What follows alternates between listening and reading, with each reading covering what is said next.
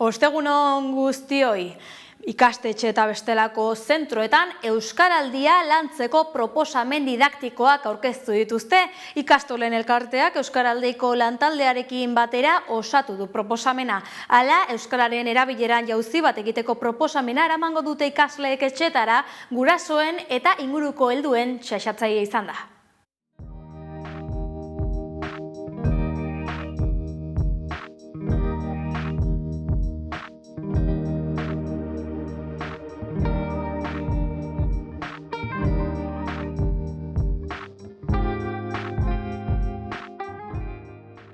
Etorkizuneko parte hartzaile izango dira, momentu honetan 16 urte beherako herritarroiek. Euren etxeetan erabileraren alde ezinbesteko pedagogia egiten dutelako edo egin dezaketelako. Euskaraldiaren nondik norakoak azaldu ditzakete eta ariketak proposatzen duena ere etxean egitera gonbidatu dezakete haur eta gazte hoiek. Azken finean Euskaraldiaren xaxatzaile izatea proposatuko diegu. Hezitzaileek proposamen honetan topatuko dutena da Euskaraldiaren 11 gunetarako 11 jarduera eta tartean 11ketakoak ere. Materialak bi helburu dituela proposamen honek. Batetik haur eta gazteei Euskaraldiaren berri ematea xaxatzaile izan daitezen eta hori sustatzea. Eta bestetik ere haur eta gaztetxoen kontzientzia soziolinguistikoa piztea. 3 urtetik hasi eta 16 urtera bitarteko materiala dutela eskura, altxa, dantza eta jalgi izena duten 3 proposamen, baina guztiek lehen esan bezala ezurdura berbera dute. Eta proposamen honetan 3 epe behintzat nabarmendu nahi izan ditugu. Batetik Euskaraldia hasi aurreko tarte hori edo aldi horri ematen diogu lanketarako aukera, ondoren Euskaraldiak dirauen bitartean beste zenbait proposamen eta Euskaraldia amaitu osteko beste proposamen sorta bat izango du eskura irakasle taldeak edo hezkuntza komunitateak.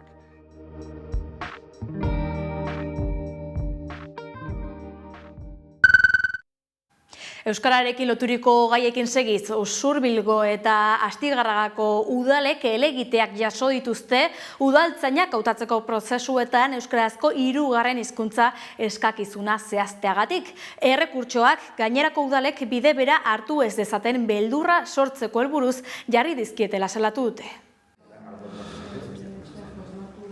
Uste nahi behanez, euskararen aurkako oldarraldiek ez dute etenik, eta zenbait udalerri euskaldunetan, azken aste luzeetan, lanpostu batzuei zehaztu dizkiegun hizkuntz eskakizunen aurkako helegiteak jasotzen ari gara, eta zehazki gure kasuan, bai Astigarragako udalean eta bai Usurbilgo udalean, hainbat helegite jaso ditugu udaltzain berriak hautatzeko prozesuetan, zehaztu ditugun hizkuntz eskakizunen aurka.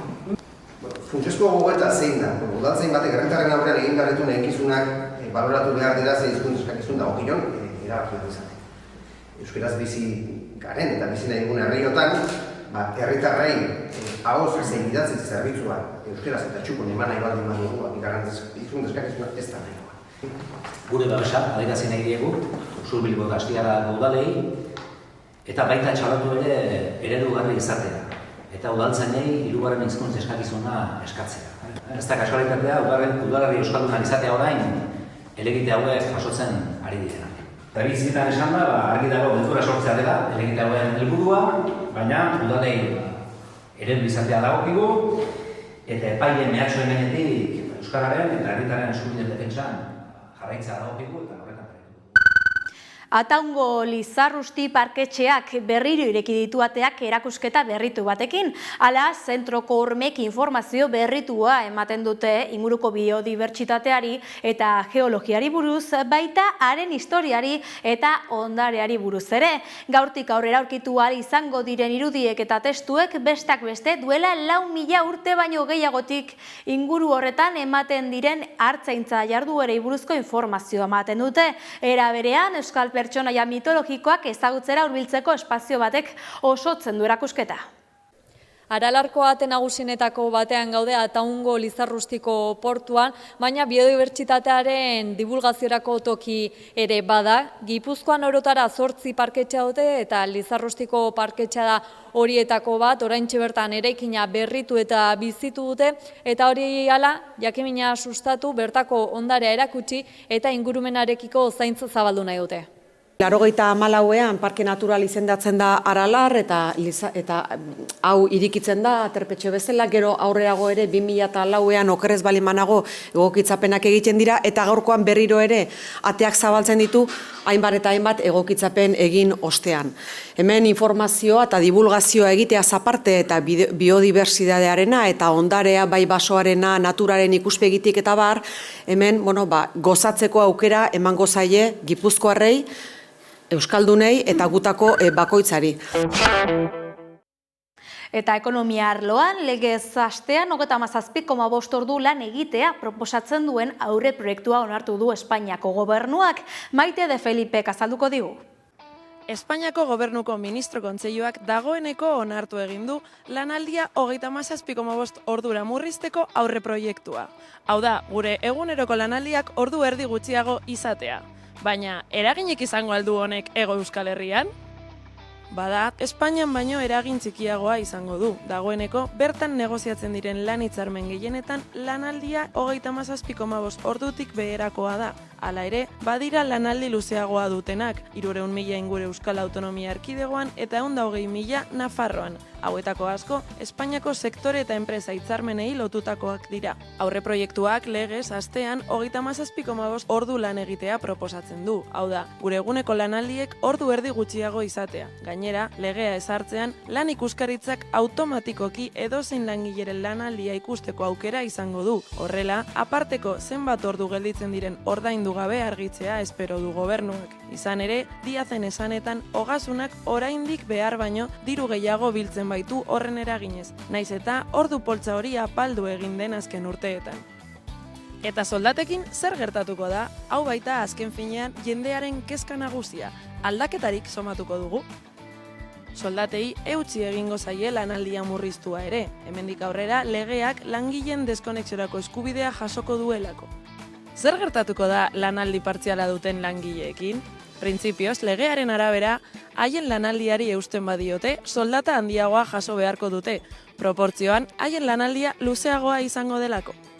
Laburbilduz, ez dugu aldaketa handirik nabarituko, izan ere, soldatei eutsi egingo zaielako lanaldia murriztua ere. Hemendik aurrera, legeak langileen deskonexiorako eskubidea jasoko duelako. Bota dezagun baina, atzera begiradatxo bat, noiztik datorkigu 40 orduko lanaldia? Zehazki, 1984 urtean ezarri zen, eta ordutik ez da lege aldatu. Hala baina, duela 41 urte egindako lanaldi murrizte horrek, produktibitatea 143 hobetu izana suposatu du Diazen esanetan.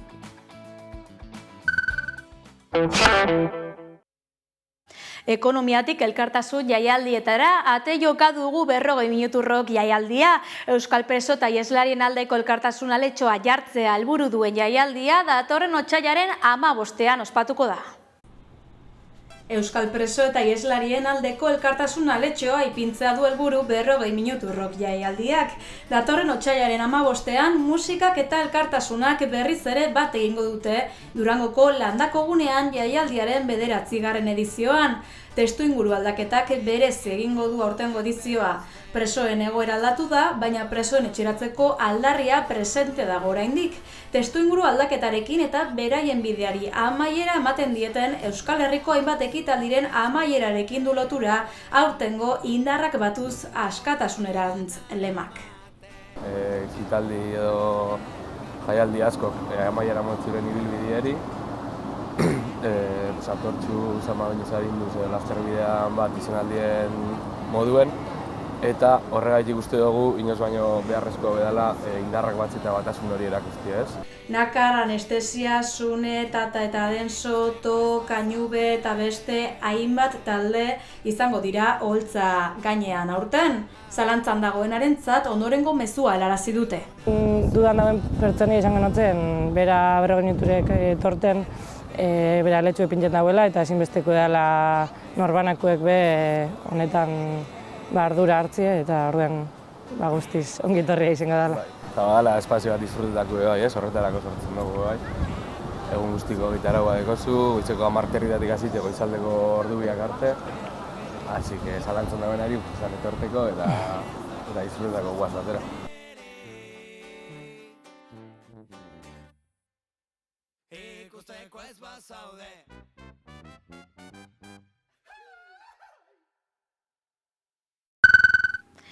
Euskarazko komunikazioaren 2025ko argia sariak banatu dituzte, 6 sari guztira, ikusentzunezko saria, ITB Kultura telebista saioari eman zaio, Prentsako saria Irutxuloko Hitza Donostiako edabideari, entzunezko saria Badabil podcastari, interneteko saria Oroibidea bilatzaileari, komunikazio kanpaina onenaren saria Altxaburua ekimenari eta merezimenduzko saria Ene Kantak proiektuari. Guretzako sorpresa bat izan da, eta bozgorailu bat ere, lanak 6 urte daramazkigu honetan, baina beti da laguntza bat, beraz oso eskertuta gaude. Hori da, eta gaur egun asko hitz egiten da, teknologia buruz, mugikorrei buruz, baina duela 6 urte ez, eta egia da, argia hasieratik gurekin bat inzula, sensibilidade bereziarekin, eta hori bozgorailu bezala, eta jarraipen bat egin digula, eta horrek asko laguntzen digu. Eta azkenean guraso talde bagara, talde handi bagara. Gure helburu nagusia izan da, gure gazteak, nerabeak eta urtsoak, ahalik eta beranduan sartzea mugikorren munduan, ez gaude digitalizazioaren kontra, baina horrelako arma bat eskuan edukitzea, ez da txorian kaka. Hori da. Eta nahi dugu, alde batetik hori atzeratzea eta errealitate bat bilakatzen nahi da, gazteak Euskal Herrian, gero eta beranduago eskuratzen nahi dira mugikorrak, eta gero beste alde batetik oso garrantzitsua guretzako baita ere, gizarte mailan kontzientzia hori zabaltzea, sensibilizazio hori zabaltzea, zertan nahi gara, zer arrisku dazkan gaztetxo batentzat smartphone bat eskuta artean eukitzia, hori importantia da.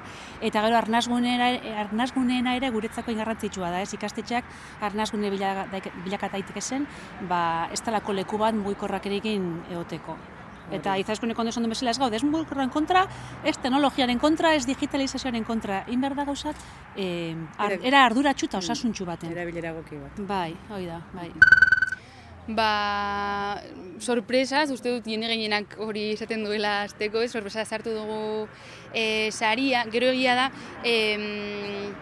jende asko dagoela Badabilen atzean, ez EITB dago, Geridiaga elkarteare bai, Iruda Matxo, eta gero ni naiz podcastaren aurkezlea edo Iruda Matxo jarretzen erekin kontaktuan. Orduan, egia da gauza puntual gisa bizi dugula pixkat, ez? Hau izan da 2. edizioa eta 2 urtetan izan da, irailean pixkat dena martxan jartzen hasi, eta izaten da prestaketa nahiko intenso, baina nahiko laburra. Eta egia esan, nik ez nikien ez da aukera hori zegoenik ere ez, saria jasotzeko. Eta podcastari dagokionez, iruditzen zaigu, nire hotxetik hitz egin dut bakarrik, baina iruditzen zait plaza importante bat dela, 3 kulturgile jartzen ditugu gai baten inguruan hizketan, eta asko aipatzen da normalean oso saretua dagoela kultur mundua, baina egia da, hola solasaldiak lasai eta izateko espazio handirik ez dagoela. Orduan, egia da aldi berean ordu erdi 40 minutuko formatu bat dela, eta mugatua dela bere horretan, baina ateratzen dira, segurazki edo podcasta bat pixka eta hitzakia, bestela, igual mahai gainean jarriko izan dituen gauza batzuk mahai gainean jartzeko. Eskerrik asko.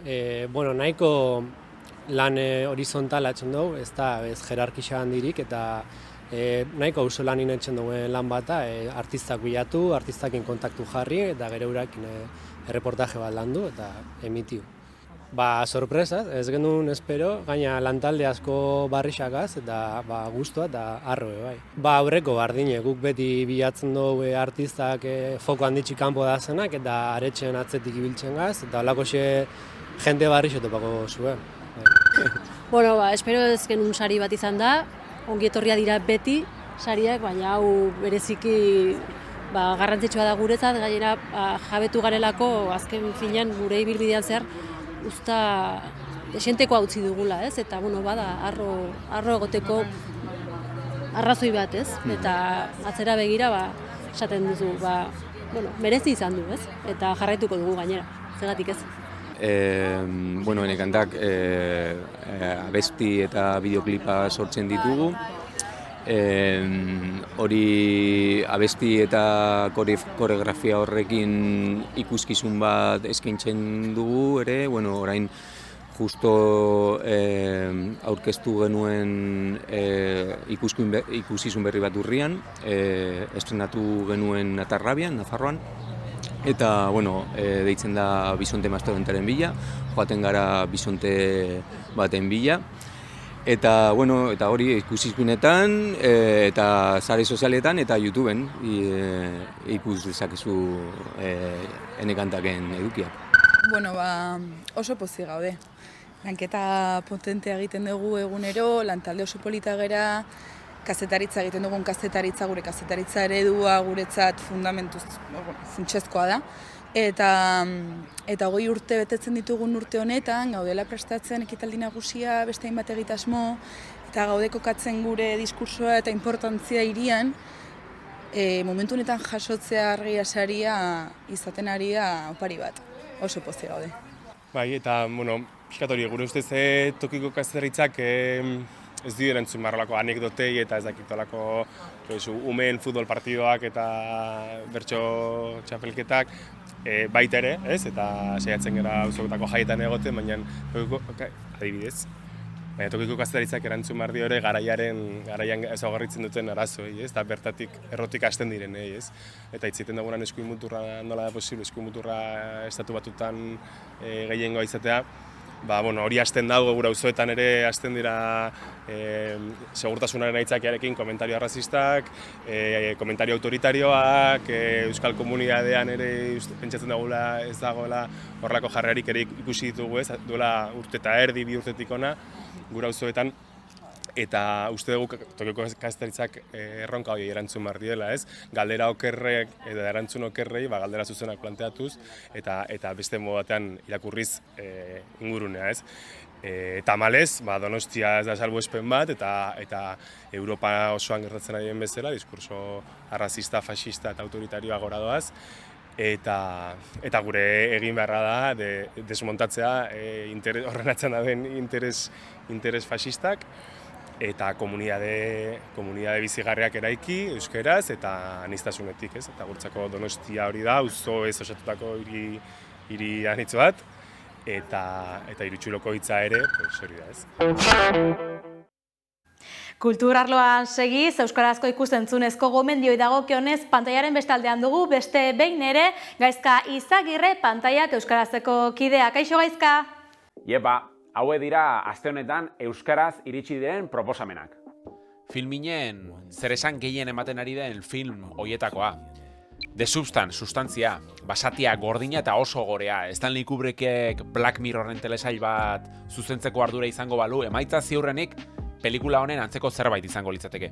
Demi Moorek interpretatzen duen pertsonaia klonazio prozesu enigmatiko baten eraginpean jarriko da, bere buruaren bertsio hobetu bat sortzeko. Hor, Margaret Qualleyren pertsonaia azalduko da. Coralie Fargetek body horror eta zientzia fikzioaren elementuak uztartu ditu eta perfekzio fisikoaren obsesioari eta presio sozialari kritika zorrotza egiteko erabiltzen ditu. Holy Spider, 2022ko Ali Abashi irandar zinema zuzendarien thrillerra da. David Fincherren oihartzunak dituena. Iranen 2001 urtean girotua benetako kasu bat izango du hizpide, Teherango kazateari gazte bat Mashhad hiriko auzoetan murgilduko da feminizidio batzuk ikertzeko. Netflixen espioitza generoa maite dutenentzat The Recruit, errekluta, abokatu gazte eta ausar bat errekrutatuko duziak zuzenbide fakultatetik irten berritan eta inongo prestakuntzarik gabe sartuko da nazioarteko espioitzaren mundu arriskutsuan. Max plataforman gogoratu euskaraz bikoiztutako eta azpidatziko edukia ere igotzen ari direla, adibidez, Clint Eastwooden Unforgiven maixulana edo It beldurrezko osagaren 2 zatiak dauzkazuela. Eta amaitzeko primeran plataforman, Biluziak telesaila, 3 istorio dira, 3 gaztetxorenak, gaztaroko 3 etapatan, Sofiak 16 urte ditu eta haren bideo bat zabalduko dute, sexu harremanak izaten festa batean, Mark, 18 urtekoa, haur pornografiako konplot batean nahastuta geratu da adingabeen irudiak zabaltzeagatik, eta Adari, 12 urtekoa, estortxoa egiten diote web porno bateko bere irudiekin. Gogoratu gainera zenbait euskal ekoizpen ere igo dituztela, Akelarre, 5 lobitos edo Tama Isabel esaterako. Gogoratu, euskarazko estreinaldi guztiak zernonikusi.eus webunean topatuko dituzuela. Iritsi gara amaierara, badakizue euskarazko berri gehiagorako eskuragai dituzuela gure sare sozialak eta baita amaika.eus webgunea ere. Agur!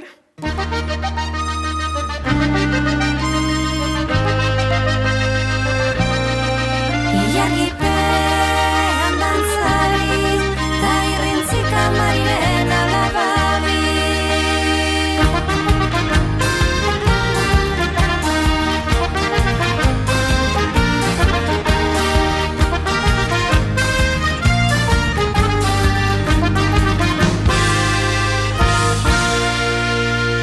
Orain garenak, badu nintzenetik, izan zinenetik orain garenak badu.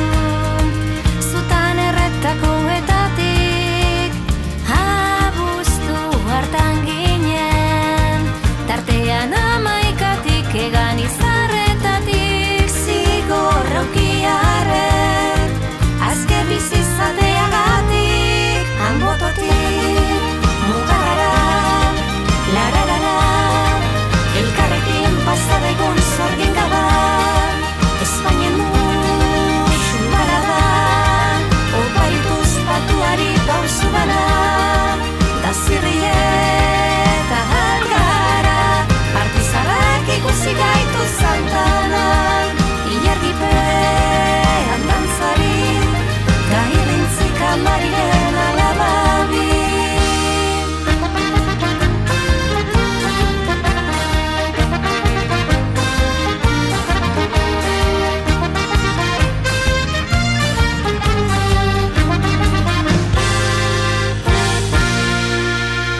Falta izanaren arnaz azarritan Santana plaza gure desioa zende maza. Urteak denbora pasa, markatuz kanten konpasa, mantekin ez dalizan abaza.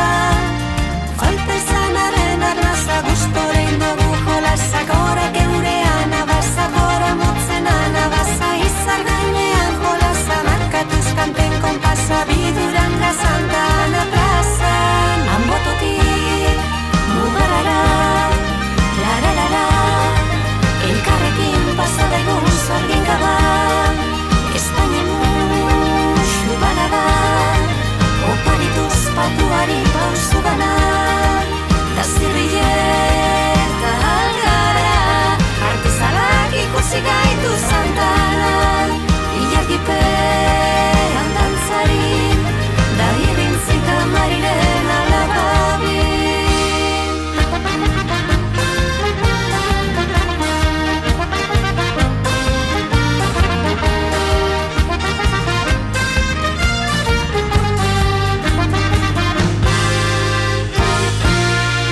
Hanbototik, mugarara, lararara, elkarrekin pasadaigun zorgin gaban, Espainien musu balaban, oparituz batuari pausu bana, da zirrieta algara, artizarrak ikusi gaitu Santanan, ilargipean dantzari, da irrintzik amariren alababi. Hanbototik, mugarara, elkarrekin pasadaigun zorgin gaban, ilargipean dantzari, da irrintzik amariren alababi.